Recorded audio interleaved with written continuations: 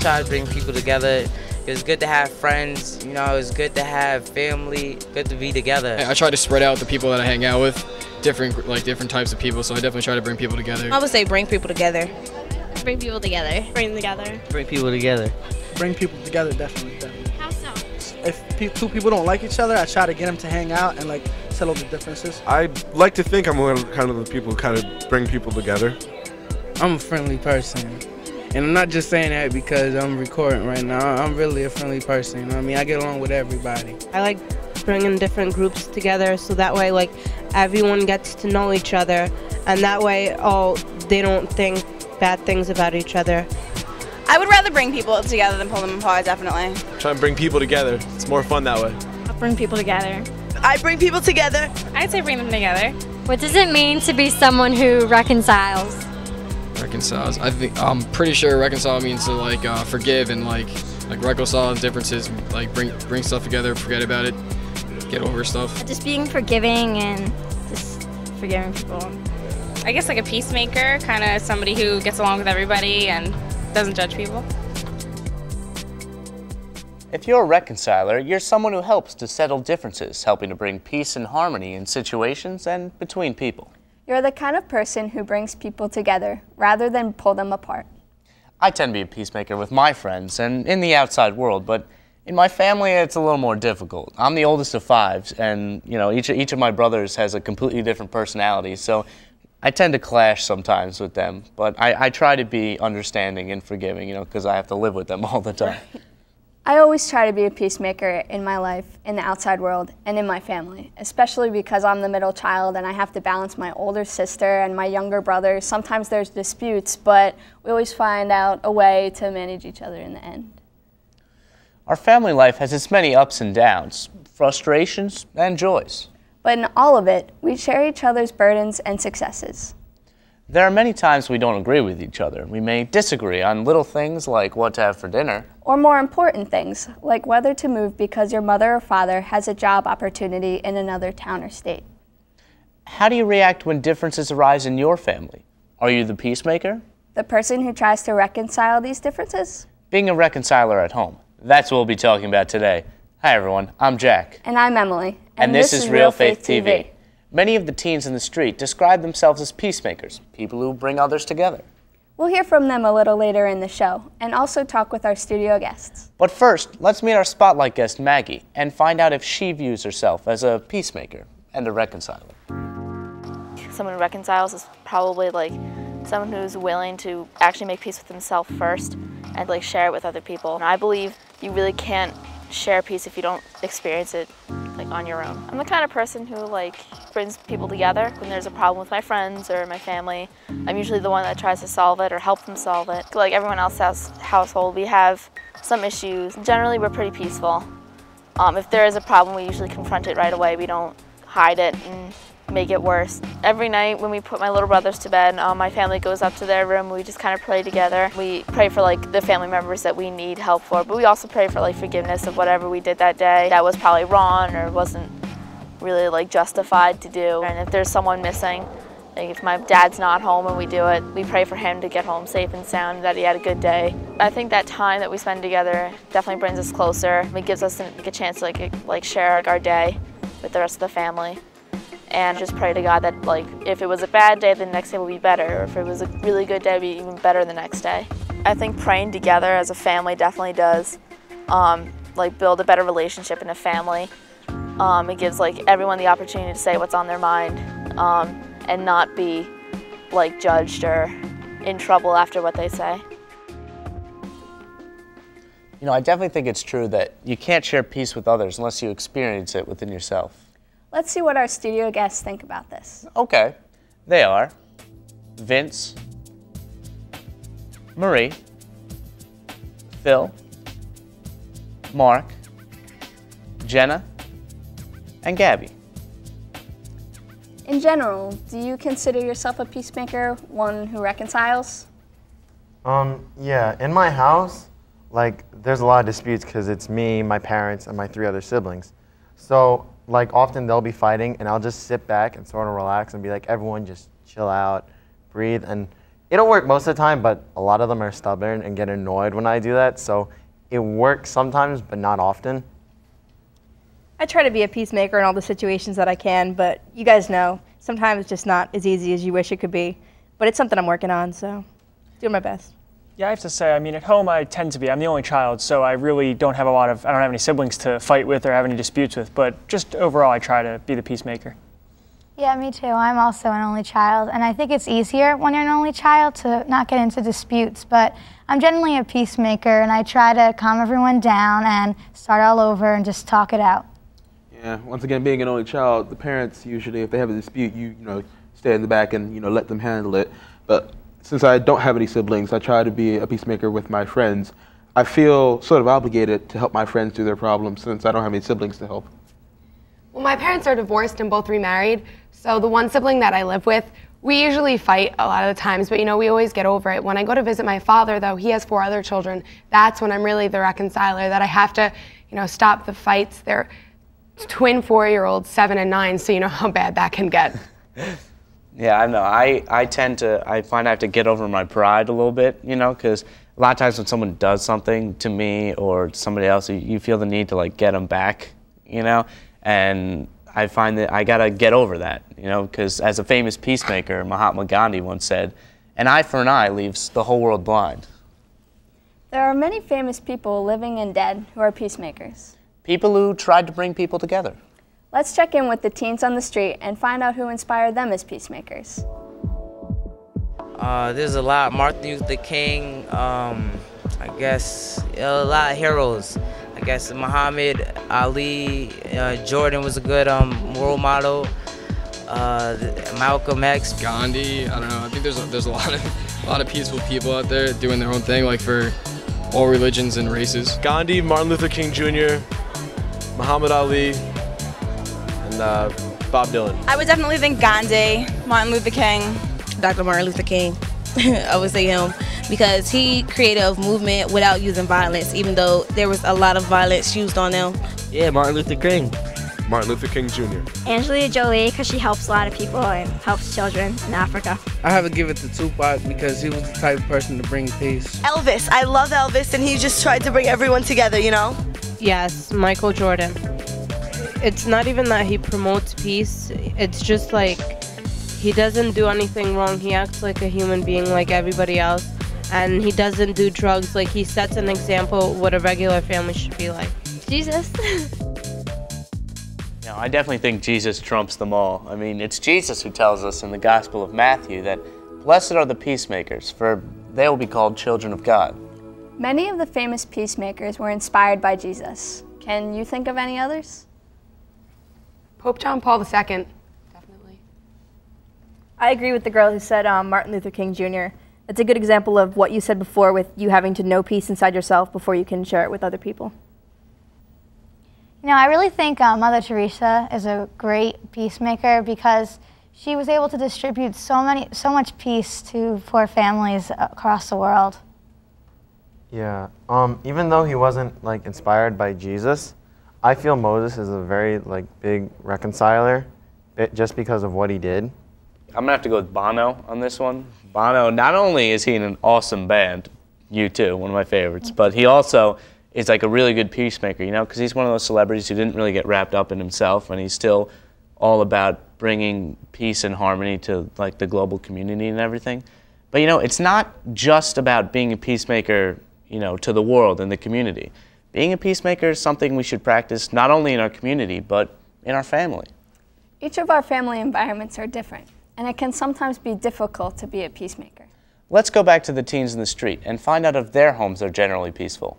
Or if they are faced with many issues or difficult relationships. Let's check it out.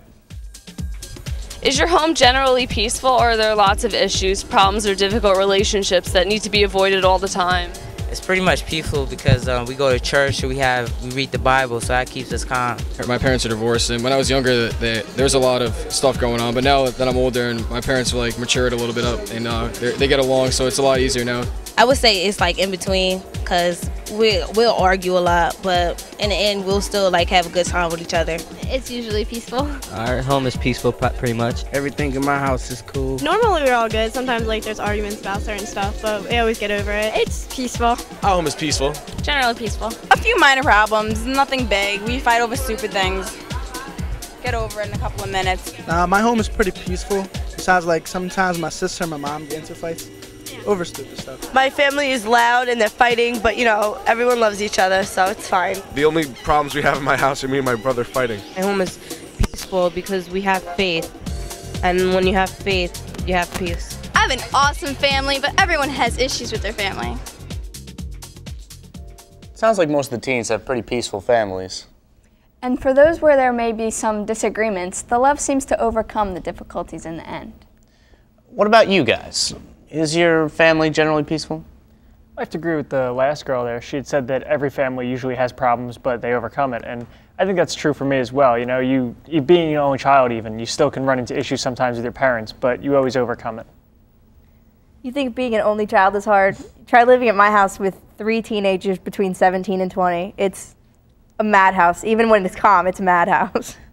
Yeah, I have to agree. In my house, it gets pretty crazy. And it's such a headache, like, especially when you're trying to do work or something and someone's like blasting music or playing the video games, or especially Sundays when my brother watches NASCAR, it gets pretty crazy. Let me tell you, I'm the oldest of 5 kids. My house is not a peaceful place. You know, there's people, it's 4 boys, none a girl. So there's always people running around, fighting, wrestling, whatever. So it's a war zone in there. Your poor sister. It can also be difficult because I have an older sister who's leaving for college in a matter of weeks, and everything is just so crazy, trying to get her ready, keeping everybody sane, getting ready for the school year elsewhere, and my family just trying to stay together even though we're going to separate so soon. But we have to remember that our family is our training ground in learning how to conduct ourselves in the ways that are most beneficial to those around us. It helps to have family members who lead by example and can teach us ways to settle differences peacefully. Next, our Spotlight guest Maggie tells us how one of the more unlikely family members helped to settle a difference between her and her brother. She also tells us how powerful prayer is in helping to get through tough circumstances. My little brother Patrick was once a peacemaker in our family. My older brother and I had an argument, and we were just like yelling at each other back and forth, and he came up to us and said that we just need to get along. He just told us, it seemed like he was older, he told us that we need to just like talk to each other without yelling, just tell like our side of the story. And we did that, and then like the rest of the day was fine. We went out to lunch, and we like played outside and stuff like that. It just seemed like that argument never happened because of my little brother. That's when it like hit me. He was definitely like the peacemaker in that situation. Beginning of the summer, my 2 aunts and my mom got into a fight over something that one of them was doing, and all 3 of them came to me and told me like their view of the story. I talked to all 3 of them and then brought them together and told them that this is what I heard from all of them. They eventually got over it and made peace with each other. They still do fight, but it's not as bad as it was this past summer. There was one time where I finally gave up. There was a situation going on in my whole family. After our vacation, I just prayed to God and I told him, I give up, I need help and like to make this better. And even though it's still a little bumpy now, it's definitely getting much better. I think my prayers were definitely answered. I definitely do feel much better about praying to God about my problems. And I really do think the prayers did help my family feel a little bit more at ease with everyone else. You know, I think it's really cool that Maggie's little brother helped settle the dispute between her and her other brother. So what kinds of experiences have you had in helping family members settle disputes? Well, in my house, I don't have any siblings. Therefore, if there's a dispute between my parents, what I'll do is I'll ask my mom, you know, for what happened in her side of the story, and then ask my dad what happened, like, you know, if I'm in the car with him or something. And then what I'll do is I'll give my mother his side and give my father her side, without telling them that I got it from each other. And then, you know, I try to see what went wrong and then see if they could just, you know, come together and just squash it so, you know, we can do something fun later. It sounds like you're setting yourself up to be a therapist later in life. Good job. Yeah, in my family, we have a different peacemaker for different situations. You know, when me and my brother fight, it's usually my parents that intervene and have to get us to stop. But me and my mom are so alike that, you know, sometimes we clash and my stepdad's usually the one to come in there. So I think that it's really great that we're able to help each other out through everything. I have to say, you know, even being an only child, sometimes me and my dad can clash, and just going into different rooms for a few minutes and just thinking about it and saying that was really pointless to fight about that and come back together and everything can be okay. It's awesome how different families have different ways to settle their disputes, and it all comes in the end to the point where everything is settled and everything is peaceful. But what are some other qualities that reconcilers and peacemakers possess? Next, Maggie tells us about another peacemaker in her family and the qualities he has that make him a good reconciler. My uncle is probably a reconciler. Whenever someone has a problem, they go to him. He's like really calm. He doesn't really get frustrated at people. Like, he'll get angry, but it's really like he keeps it to himself. He doesn't show his anger, which is really helpful when like you're trying to talk things out. He's a really like nice guy. He's really funny and stuff. He'll throw some like jokes in there and make everyone feel a little bit more comfortable about talking about their problems. He is spiritual, but like he sometimes likes to keep it to himself, and then when really like necessary, he calls it his secret weapon. I think the faith in him definitely makes him a good reconciler. When I was really young, there was a family like feud going on between my mom and my grandpa. My grandpa left to go somewhere and didn't say goodbye to us, and my mom got really upset, and my mom called up my uncle saying that my grandpa wasn't talking to her and wasn't talking to the family. So he called my grandpa up and like said what happened and stuff, and now like then like they got better, I guess. Like they still have their bumps, but they like get over it. I think sometimes though, a family feud can go a little deeper than that, you know, because I know me and my parents tend to clash a lot. We have very different types of personalities, and we tend to fight a lot over stuff. And that's why we eventually realized after like a year and a half of just not getting along and fighting a lot that we got like a family therapist and everything, and things are working out a lot better now, you know. So sometimes you might need to go that extra step because it goes a little deeper than that. You might need to bring someone else in who can work as a reconciler to help you solve issues that you can't solve yourself. Right. When there's not somebody in your family who can easily be the reconciler among everyone, sometimes there is a problem that's a little bit too big for them to handle on their own. So therapy is a good option. You know, it's not something to be ashamed of. Everyone has their issues sometimes. Yeah, and like once I disobeyed my uncle and my dad got really mad at me for it, and I thought it was a really small thing, so we started arguing. So my mom and my brother, it was late, so they came in, they were trying to get us to stop fighting, and eventually it worked. Like, it didn't turn out so well, but eventually we calmed down, we were able to settle it peacefully, and things ended okay. I think the one thing that everybody needs to settle family disputes is patience. My one friend, she chose a lifestyle that her parents don't really agree with, and when they found out about it, it was kind of hard for everybody, that even like family friends like myself. It was hard to watch them because they were such a close family. But with time, you know, they've grown to accept her, and she's grown to, you know, understand their feelings, and they can get along now. So. In my family, a lot of the disputes we keep to ourselves. We're not really a family that, you know, displays our, you know, emotions to everybody out in the neighborhood. You know, it's just something that we don't do. We like to internalize it and fix it within our family. And like sometimes when I want to, like, you know, try to help people, I look to my friends and their families. Sometimes my friends that have trouble, like one friend in particular had trouble talking to her mom. So I would talk to her and, you know, tell her that communication is the key. You know, if you have a problem with someone, expressing that feeling is a way to, you know, get that, you know, weight off of your shoulders. Everyone seems to agree that some family situations are serious and require a lot of patience, understanding, and forgiveness. These are qualities they may not be easy to come by in the heat of the moment, or even after a while of digesting the problem. Forgiveness is key in bringing about peace and healing. Next, the teens on the street tell us what their faith teaches them about healing and forgiveness in relationships. And how someone's faith can help them to be better reconcilers. It teaches me that we should forgive. Because, you know, people may make mistakes, but it doesn't mean you can't give them another chance. It doesn't mean that they're not going to change as a person. Relationships are special, and you got to do what you can to keep them together if they're healthy for you. You always should forgive and forget. always. My faith basically tells me if you're fighting over big things or little things, you gotta come back together. You can't let those things tear you apart for a lifetime. Don't hold grudges because it's stupid and it just brings people apart. Teaches you to be calm and remember your family and your values and stuff. How can someone's faith help them to be better reconcilers? It can help them in a lot of ways. It help them have more tolerance, help them be wiser in their choices. Say the Bible, it shows you how you can reconcile and how you should handle situations to like end differences between people. It teaches you I don't know, just to believe and always hope and to love one another. There's nothing like it. It can get you through anything. They don't give up. They try every possible way to get stuff done. Oh, if they believe in God, they're gonna be peacefuler, I think. It can help them see like the better light in things and see that people should really be together. You should really come together. Asking God to help us forgive is without a doubt a huge first step in reconciling the situation within ourselves.